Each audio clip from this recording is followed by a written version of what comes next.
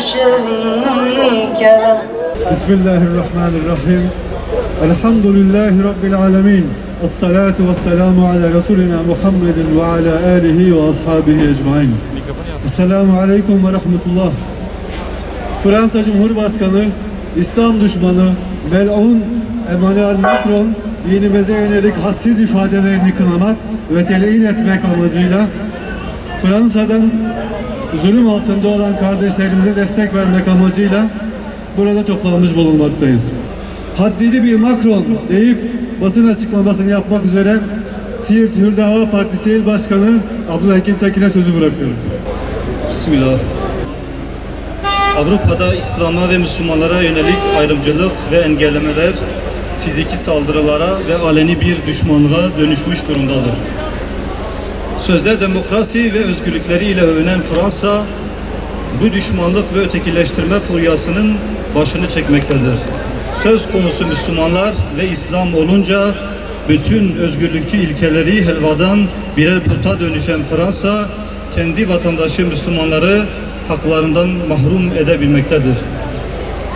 Fransa'nın toy, cahil ve kaprisli Cumhurbaşkanı Emmanuel Macron, açıklama ve uygulamalarıyla İslam'a karşı olan kin ve nefretini artık aleni bir savaşa dönüştürmüştür.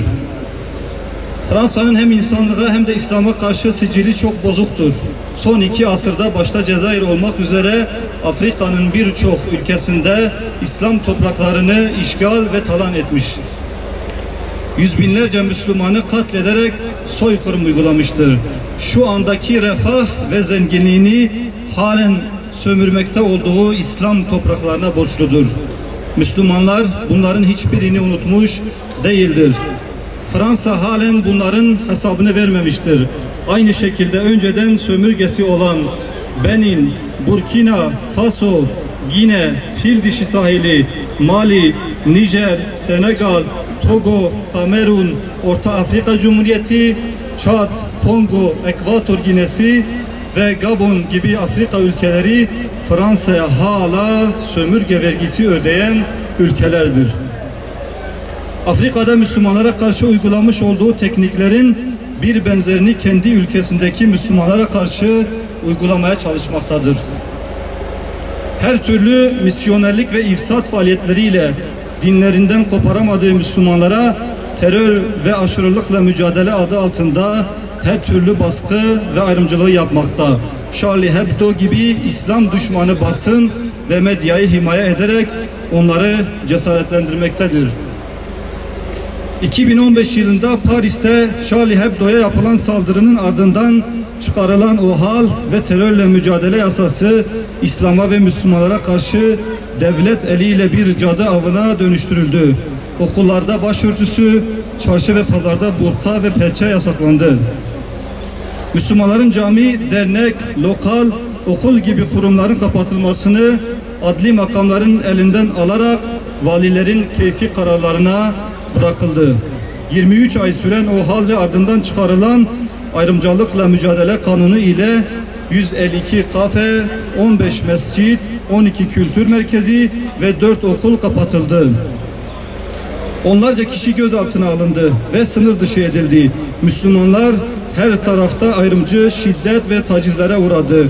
Fransız Kamuoyu Görüşü Enstitüsü'nün yaptığı bir araştırmaya göre yaklaşık her 2 Müslümandan biri, tesettürlü kadınların %60'ı hayatlarında en az bir defa ayrımcılığa maruz kalırken ömürleri boyunca hiç başörtüsü takmayan kadınların %44'ü de bu ayrımcılığa uğramaktan kurtulamadı.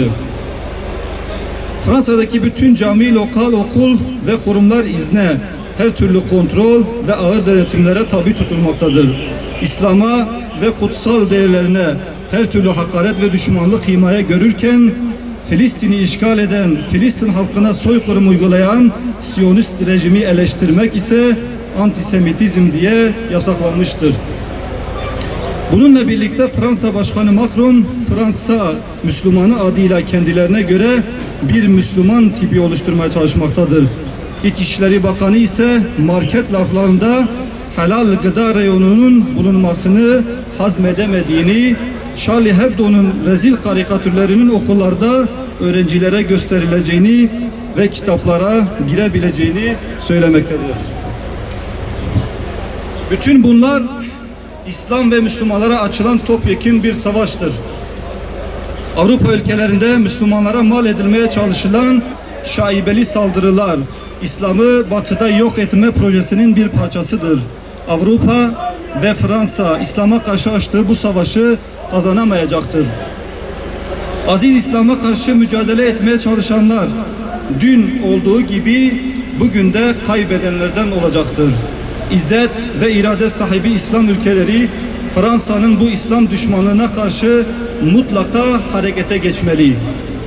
Dünya genelinde Müslümanların hak ve hukukunu koruyacak bir mekanizma mutlaka kurulmalıdır. Başta Fransa olmak üzere Avrupa'da artışa geçen İslam düşmanlığını lanetliyoruz. Avrupa İslam'a gebedir.